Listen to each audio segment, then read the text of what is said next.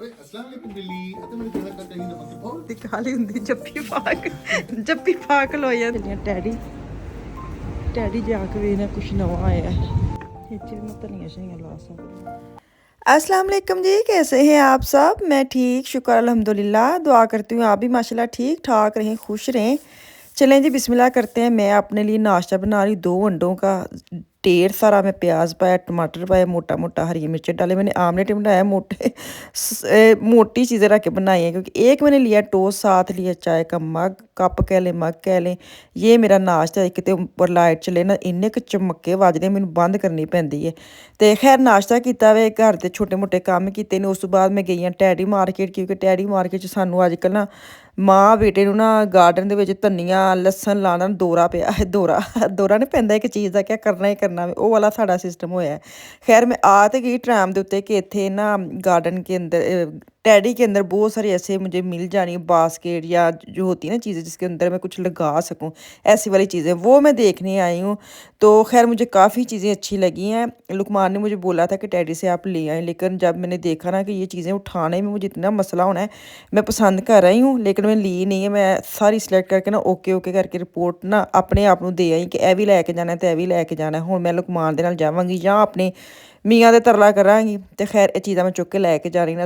अजकल ना जरा थोड़ा जिहा सानू मौसम बहार दा ना असीं मज़ा लैना चाहते हैं। जो तुहानूं पता चीज़ एक साफ़ कीती होवे ना तुहानूं होर सजाण दा दिल करता है। तो आजकल गार्डन के दिवाले हम हुए हुए हैं। देखो हम गार्डन के दिवाले कब ख़त्म, हमारी वो दौरा ख़त्म होता है।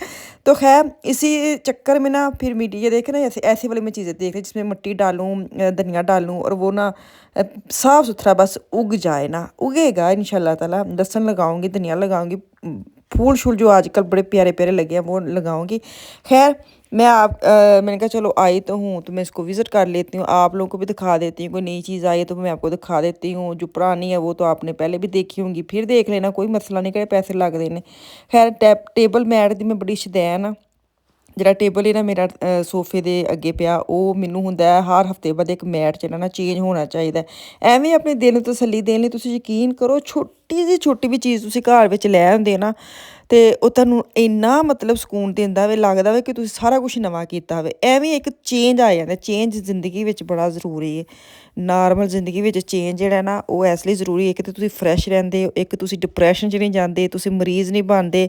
ਤਾਂ ਖੈਰ ਮਰੀਜ਼ ਤਾਂ ਤੁਹਾਨੂੰ ਤੁਸੀਂ ਨਾ ਵੀ ਬਣੋ ਤੇ ਤੁਹਾਨੂੰ ਆਲੇ ਦੁਆਲੇ ਵਾਲੇ ਬਣਾਉਣ ਵਾਲੇ ਬਹੁਤ ਨੇ, ਤੁਸੀਂ ਉਹਨਾਂ ਨੂੰ ਇਗਨੋਰ ਕਰਨਾ, ਬਿਲਕੁਲ ਧਿਆਨ ਨਹੀਂ ਦੇਣਾ। ਕੌਣ ਤੁਹਾਨੂੰ ਡਿਪਰੈਸ਼ਨ 'ਚ ਖੜਨ ਦਿਆ ਵੇ, ਉਹਨੂੰ ਗੌਰ ਕਰਿਆ ਕਰੋ। ਉਹਨੂੰ ਸਟਰੈਸ ਵਿੱਚ ਜਿਹੜਾ ਬੰਦਾ ਤੁਹਾਨੂੰ ਖੜ ਦੇਣਾ, ਉਹਨੂੰ ਉਸ ਕੋਸ਼ਿਸ਼ ਕਰੋ ਉਸ ਦਾਇਰੇ ਵਿੱਚ ਬੰਦੇ ਨੂੰ ਨਾ ਆਉਣ ਦੇਵੋ, ਨਾ ਉਸ ਦਾਇਰੇ ਵਿੱਚ ਤੁਸੀਂ ਜਾਓ। ਇੱਕ ਵਾਰੀ ਜਾਓ, 2 ਵਾਰੀ ਜਾਓ, ਬਾਰ ਉਸ ਦਾਇਰੇ ਨੂੰ ਕ੍ਰਾਸ ਨਾ ਕਰੋ ਤੇ ਨਾ ਹੀ ਕਿਸੇ ਨੂੰ ਕ੍ਰਾਸ ਕਰਨ ਦੇਵੋ ਕਿ ਤੁਹਾਡੇ ਦਾਇਰੇ ਵਿੱਚ ਆ ਜਾਵੇ। ਠੀਕ ਹੈ, ਇੱਕ ਲਾਈਨ ਵਾ ਕੇ ਰੱਖੋ ਇੱਕ। ਨਹੀਂ ਤੇ ਮੈਂ ਅੱਜ ਕੱਲ੍ਹ ਇਹ ਹਿਸਾਬ ਤਾਂ ਲਾਇਆ ਵੇ, ਤੁਸੀਂ ਨਾ ਜਿੰਨਾ ਵੀ ਤੁਸੀਂ ਕਰ ਲਓ ਨਾ ਕਿਸੇ ਨਾਲ, ਜਿੰਨਾ ਵੀ ਕਰ ਲਓ, ਉਹ ਅੱਲਾ ਨੂੰ ਪਤਾ ਵੇ, ਅੱਲਾ ਦੀ ਜ਼ਾਤ ਨੂੰ ਪਤਾ। ਮੈਂ ਆਪਣਾ ਐਕਸਪੀਰੀਅੰਸ ਤੁਹਾਡੇ ਨਾਲ ਸ਼ੇਅਰ ਕਰਨ ਦੀ ਹਾਂ। ਪਰਸਨਲੀ ਮੈਨੂੰ ਲੱਗਦਾ ਵੇ ਕਿ ਅੱਜ ਕੱਲ੍ਹ ਦੇ ਮਾਸ਼ਰੇ ਵਿੱਚ ਨਾ ਇਹੀ ਕੁਛ ਚੱਲਣ ਦਿਆ ਵੇ। ਇਹ ਨਹੀਂ ਹੈ ਕਿ ਕਈ ਐਸੇ ਇਨਸਾਨ ਮੈਂ ਵੇਖੇ ਨੇ ਕਿ ਜਿਨ੍ਹਾਂ ਨੂੰ ਹੁੰਦਾ ਹੈ ਕਿ ਇਹਨਾਂ ਦਾ ਨਾ ਮਤਲਬ ਫਰਜ਼ ਹੈ ਸਾਡੀ ਇੱਜ਼ਤ ਕਰਨਾ, ਸਾਡੀ ਰਿਸਪੈਕਟ ਕਰਨਾ। ਲੇਕਿਨ ਇਹ ਫਰਜ਼ ਨਹੀਂ ਹੁੰਦਾ, ਮਤਲਬ ਹੁੰਦਾ ਹੈ ਕਿ ਤੁਸੀਂ ਇਹ ਪਹਿਲੇ ਰਿਸਪੈਕਟ ਕਿਸੇ ਨੂੰ ਦੇਵੋ ਅਤੇ ਫਿਰ ਤੁਸੀਂ ਲਵੋ। ਹੱਕ ਸਮਝਣ ਲੱਗ ਪੈਂਦੇ ਨੇ ਕਿ ਮੇਰਾ ਹੱਕ ਹੈ, ਇਹ ਮੇਰੀ ਰਿਸਪੈਕਟ ਕਰੇ, ਮੇਰੀ ਇੱਜ਼ਤ ਕਰੇ।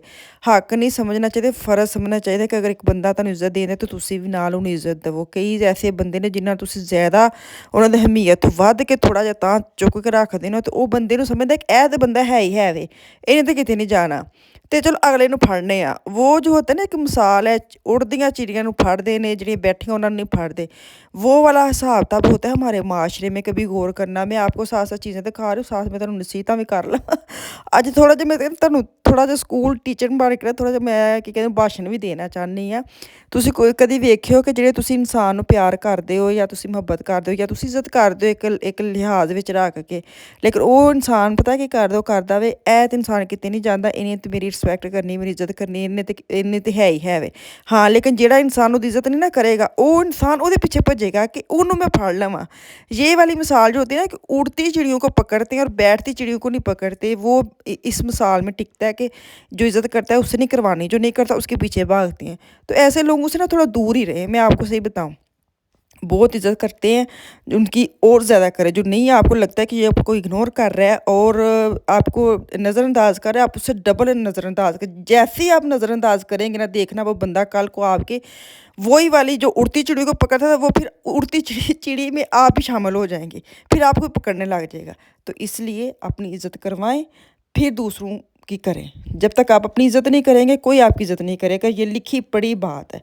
तो चलो जी, ਅੱਜ ਦੀ ਹੋ ਗਈ ਥੋੜਾ ਜਿਹਾ ਕਿ ਕਹਿੰਦੇ ਨੇ घरेलू मशवरा, वो मैं तुहानू दे दिता। अक्सर मैंने कहते हैं कि फैमिली जो होते हैं या मुआशरे में जो चलता है, इस टॉपिक पे बात किया करें, क्योंकि मेरा तो व्लॉगिंग का चैनल है ना, डेली रूटीन का। तो मैनू हुंदा भी डेली रूटीन में ही साडियां चीज़ां आंदियां जिहड़ियां मैं तुहानू शेयर कीतियां ने।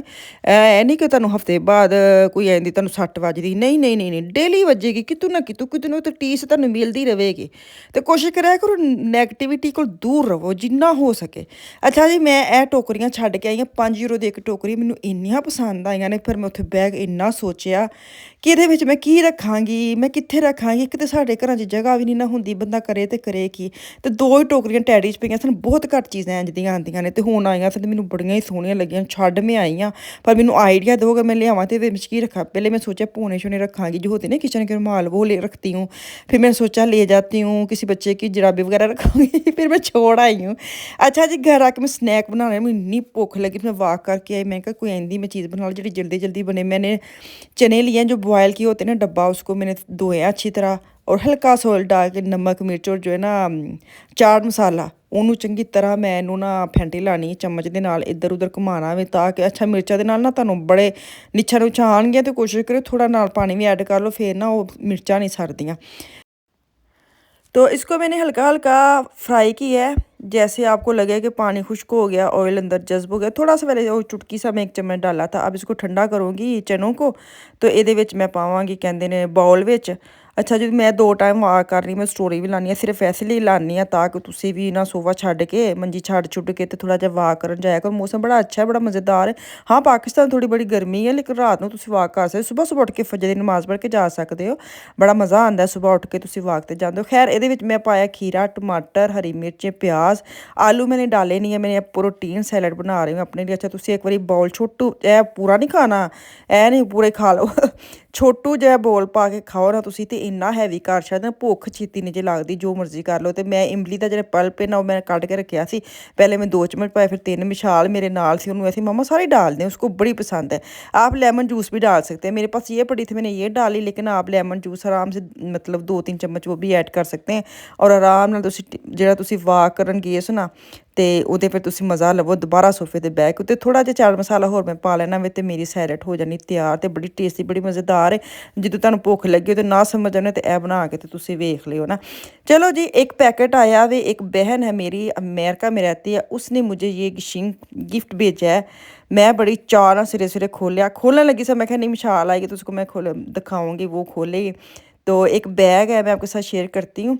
तो ये मुझे गिफ्ट आया, मुझे ये ना पूछना कहाँ से लिया, मैंने नहीं लिया, उन्होंने मुझे भेजा है। कहाँ से लिया वो उनको पता है। तो मेहरबानी, जज़ाकल्लाह उनका। मैंने उनको मना भी किया था कि रहने दे, आपको पता है जो ऐसे बन जाते ना अपनी फैमिली की तरह। तो फिर उन्होंने काफ़ी चीज़ें मुझे और भी कही थी, तो मैंने फिर एक चीज़ बोला था, एक चीज़ अपनी मर्ज़ी की भेज दे मुझे, उन्होंने बैग भेज दिया। तो ये मिशाल ही यूज़ करेगी, उनकी बेटी है वो भी, जैसे मेरी बेटी मिशाल है, ऐसे ये भी उनकी बेटी है। उसने उसको बड़ा ही अच्छा लगा था, उसने पसंद भी बड़ा अच्छा किया, और ख़ास तौर पर फटाफट उसने बाजू पर डाल के ऐसे ऐसे घूमी है। तो मैंने कहा चलो मैं आपके साथ शेयर कर देती हूँ। बहुत शुक्रिया जी आपका। आ गए आसिया,